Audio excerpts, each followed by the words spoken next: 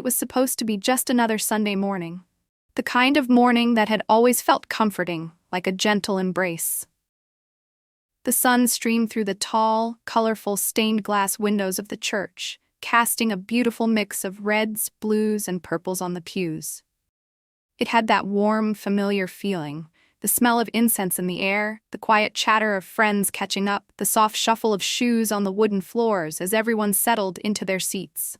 The people here knew each other, some from childhood, others from years of shared experiences. This was a tight-knit community, a family that had built their lives together through moments of joy and pain. The pastor stood at the pulpit, his voice a calm anchor, offering a message of peace, love, and hope.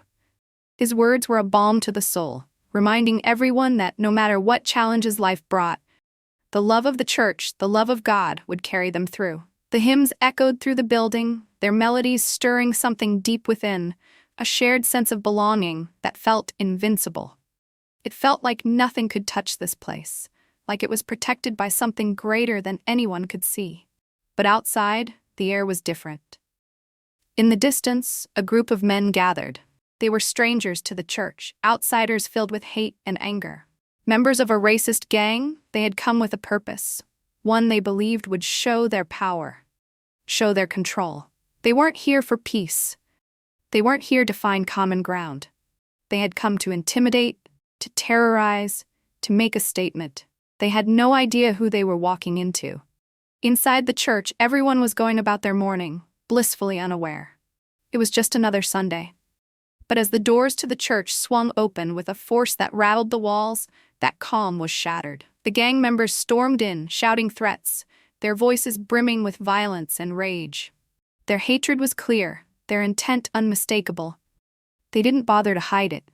They believed their presence alone would silence the people here, that their fearsome faces and loud words would be enough to bend the congregation to their will. The room went cold. There was a collective inhale, a sharp moment of tension that seemed to stretch for far too long. People froze, caught between fear and disbelief. The sight of these men, their fists clenched, their eyes burning with malice, sent a ripple of panic through the crowd. Some of the older members of the church clutched their prayer books in trembling hands. Others stood, trying to make sense of what was happening, their minds racing to figure out what they should do next. But amidst the chaos, in the back of the room, sat a man who didn't flinch. He didn't show fear. He didn't show anger.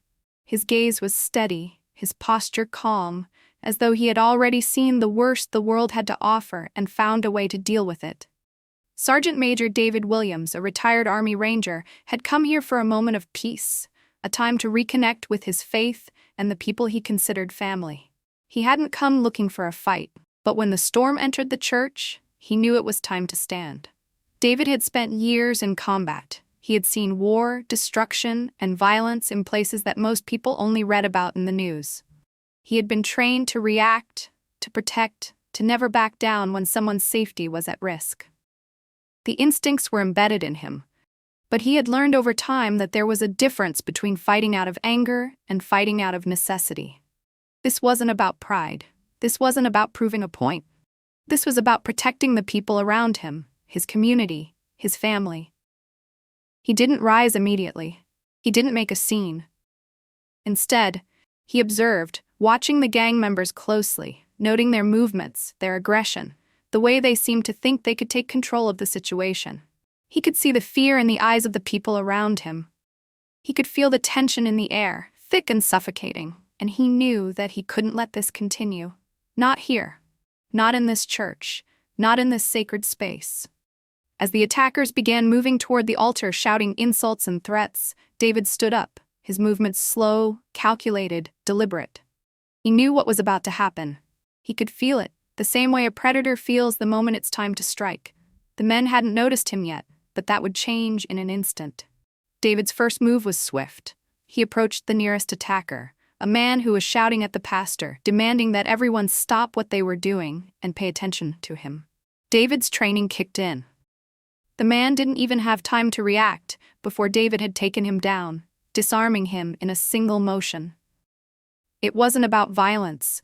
It was about neutralizing the threat before it could escalate. The sound of the attacker crashing to the floor echoed in the room, and for just a second, everything stopped. The gang members turned toward David, their faces twisted in surprise and confusion. They hadn't expected this. They hadn't expected someone like him. But David wasn't done. The others began to advance, their anger rising, thinking they could overpower him. One by one, they were taken down. The sounds of struggle filled the air, grunts, shouts, the noise of fists meeting flesh. But David never lost control. He was calm. He was precise. He had been trained for moments like this, and now it was time to use everything he had learned to protect the people around him. Each move he made was swift, calculated, and with purpose. The attackers were strong, but David was faster, smarter, and more skilled. He didn't fight with rage. He fought with clarity, with a deep-rooted sense of justice. The final attacker, realizing that the tide had turned, looked around in panic. He saw his comrades on the floor, defeated, and made a desperate attempt to escape. But David was already there. With one final move, he subdued him, bringing the threat to an end.